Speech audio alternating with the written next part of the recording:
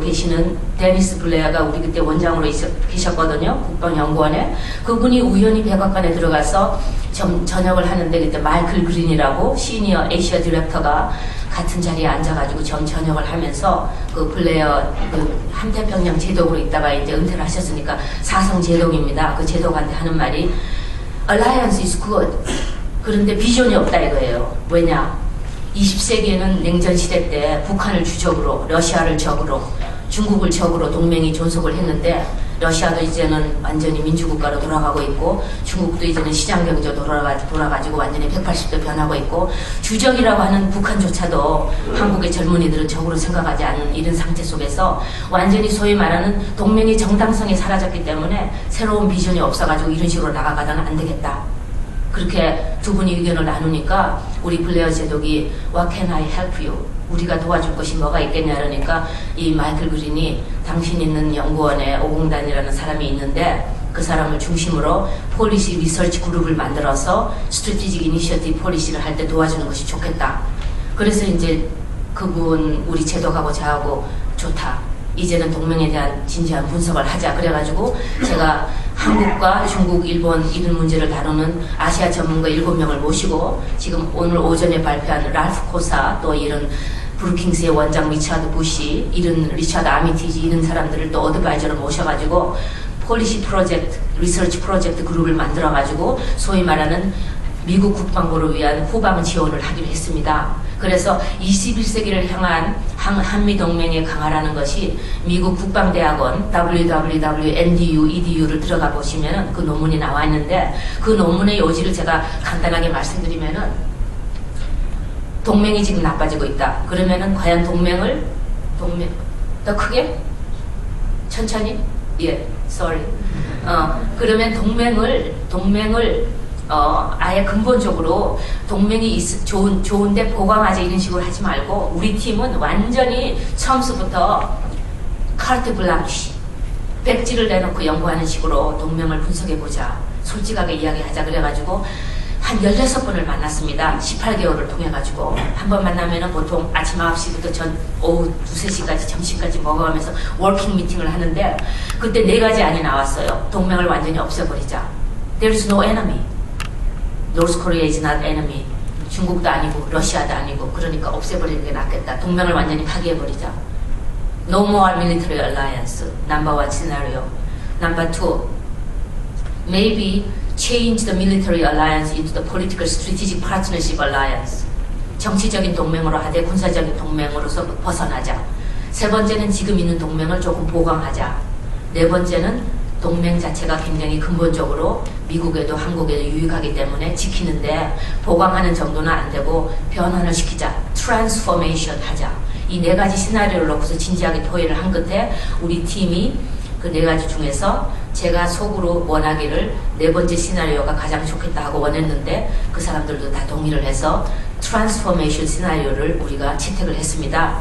그런데 그러면 도대체 변화를 하기 위해서는 어떤 방법론이 있어야 되지 않겠습니까? 그래서 그 방법론에 소위 말하는 한국이 당면한 국내적인 문제, 한국이 당면한 국가적인 문제, 한국이 당면한 외부적인 문제, 미국이 당면한 특히 9.11 사태 이후에 미국 군사가 새롭게 변화해야 될 당면과제 이런 거를 모두 총괄을 해서 국제적인 전략 환경을 검토를 한 다음에 6가지 근본적으로 해야 될 스텝을 우리가 이제 제공을 한 거죠. 그 스텝은 사실은 군사적으로 뭐 예컨대 용산을 평택으로 옮겨라. 또 뭐 군사수를 몇 명으로 줄여라. 아니면은 뭐 해군을 보강하라. 이런 것은 사실은 군사적인 측면에서 나중에 작전 측면에서 따로 연구를 해야 되고 근본적인 원리 원칙을 세우는 것이 좋다고 생각하기 때문에 우리가 6가지 스텝을 내놓았습니다. 그 6가지 스텝이 제 페이퍼에 있는데 간단히 말씀드리면은 첫 번째는 소위 동맹은 보통 일반적인 관계와는 다르고 군사적인 동맹은 서로를 군사적으로 도와주고 협조해주고 그 나라를 위기로부터 구한다는 것이 근본적인 원리이기 때문에 주적이 없어졌다고 생각하는 한국과 주적이 아직도 있다고 생각하는 미국 사이에 공통적인 이익이라는 것을 우선 첫째로 정의를 내리지 않으면 동맹은 필요가 없습니다. 그래서 that's number 1 step.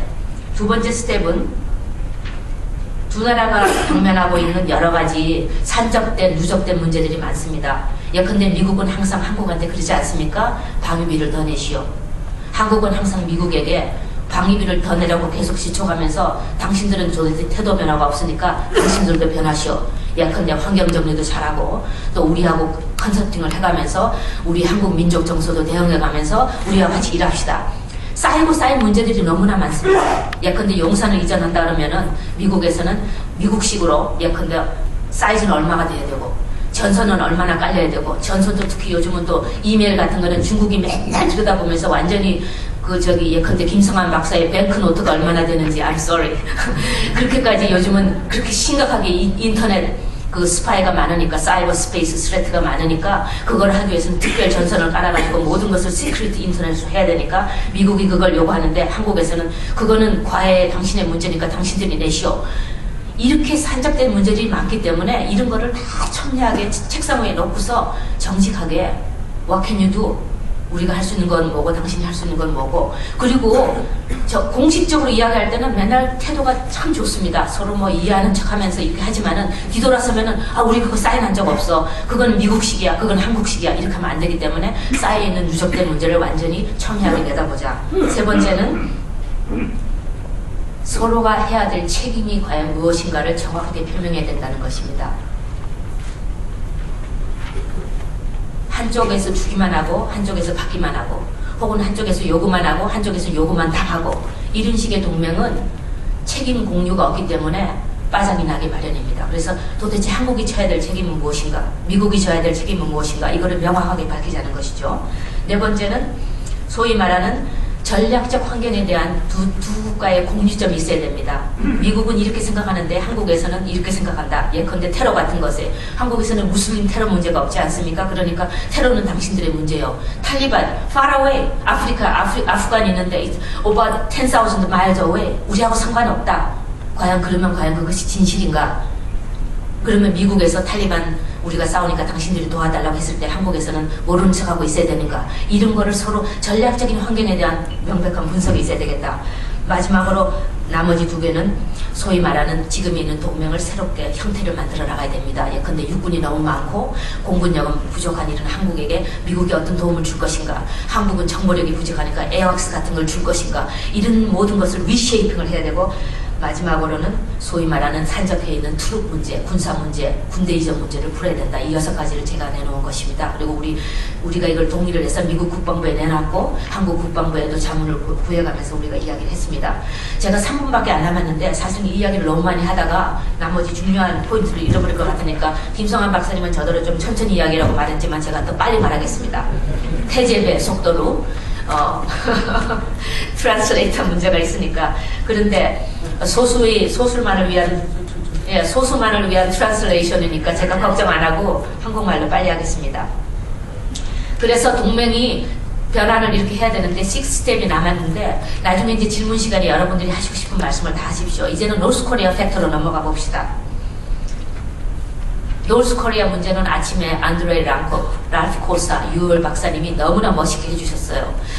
세 분 사이에 컨센서스가 없다고 말했는지는 모르겠지만은 그 세 분이 말하는 것은 absolutely consensus.